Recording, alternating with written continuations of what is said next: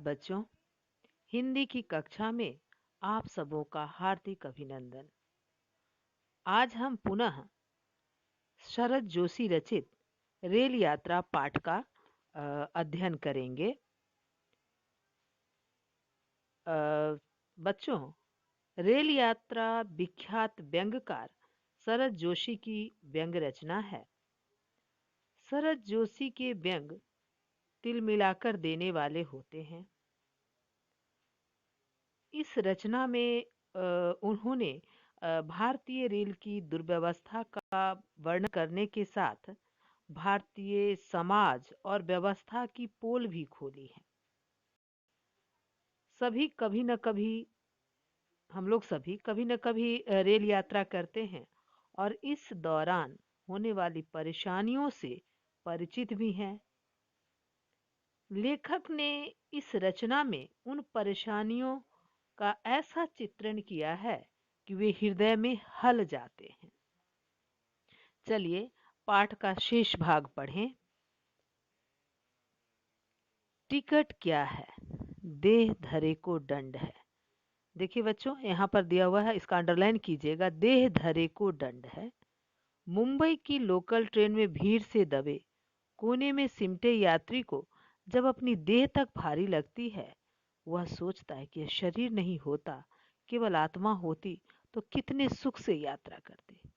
भारतीय रेलें हमें मृत्यु दर्शन समझाती है और अक्सर पटरी से उतरकर उसकी महत्ता का भी अनुभव करा देती है।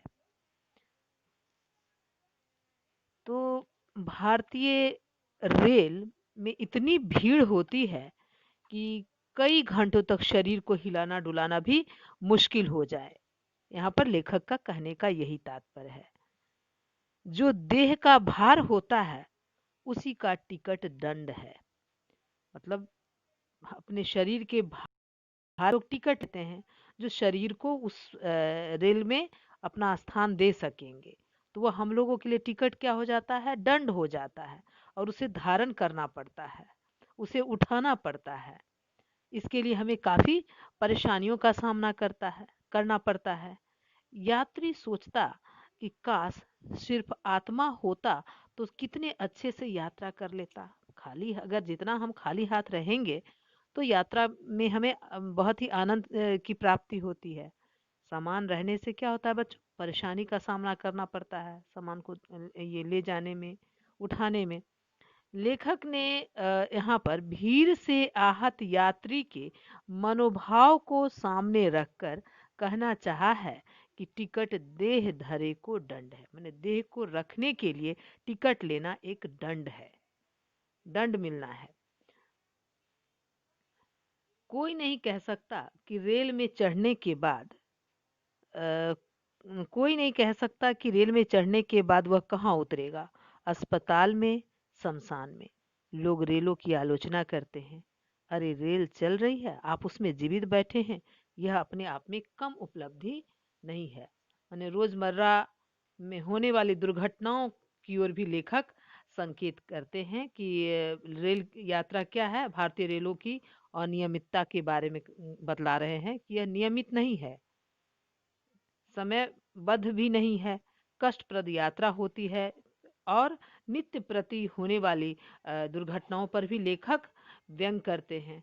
तो लेखक ने रेल यात्रा के अनुभवों को भारतीय दर्शन से जोड़ा है। रेल यात्रा करते हुए हम अक्सर विचारों में डूब जाते हैं, विचार करते हैं, मनन करते हैं। विचारों के अतिरिक्त वहाँ कुछ डूबने को हो नहीं है। रेल कहीं भी खड़ी हो जाती है, खड़ी है तो बस खड़ी है। उधर प्लेटफार्म पर यात्री खड़े इसका इंतजार कर रहे हैं, प्लेटफार्म पर यात्री खड़े हैं, रेल का इंतजार कर रहे हैं। यह जंगल में खड़ी पता नहीं, और रेल कभी कभी क्या होता है किसी भी सुनसान जगह पर रुक जाती है। मतलब जंगल में अगर खड़ी है तो पता नहीं रेल किसका इंतजार कर रही है। खिड़की से चेहरा टिकाए हम सोचते रहते हैं। मन खिड़की के पास बैठे हुए हम देखते रहते हैं, सोचते रहते हैं, जो पता नहीं इस जंगल में, इस एकांत स्थान पर यह रेल किसका इंतजार कर रही है। पास बैठा यात्री पूछता है, कहिए साहब, आपका क्या ख्याल है, इस कंट्री का कोई फ्यूचर है कि नहीं? पता नहीं, आप कहते हैं अभी तो सोचिए कि इस ट्रेन का कोई फ्यूचर है कि नहीं। तो यहाँ पर लेखक बतला रहे हैं कि ट्रेन में क्या है, नित्य प्रति दुर्घटनाएं भी होती रहती हैं। तो यहाँ पर लेखक भारतीय रेल की यात्रा की दुर्गति का वर्णन किया है। चलिए बच्चों, गृह कार्य नोट करें। पहला प्रश्न, भारतीय रेलों की लोग आलोचना क्यों करते हैं?